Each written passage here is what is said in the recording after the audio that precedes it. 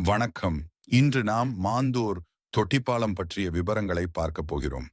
கன்னியாகுமரி மாவட்டத்தில் பாராளி ஆற்றின் மீது 1966ஆம் ஆண்டு கட்டப்பட்ட மாந்தூர் தொட்டிப்பாலம் தமிழ்நாட்டின் நீர் மேலாண்மை அமைப்புகளில் ஒரு முக்கியமான இடத்தை பிடித்துள்ளது.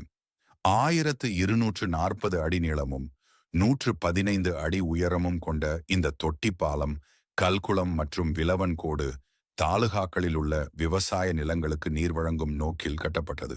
மொத்தம் 28 தூண்களால் ஆதரிக்கப்படும் இந்த நீர்வழி அதன் அழகிய கட்டுமானத்தால் சுற்றுலா பயணிகளின் பார்வையை ஈர்க்கிறது.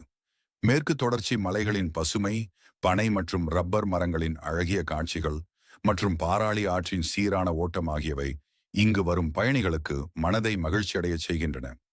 சுற்றுலா பயணத்திற்கும் கல்லூரி மாணவர்களுக்கும் இது ஒரு முக்கியமான கல்வி மற்றும் சுற்றுலா தலமாக அமைந்துள்ளது.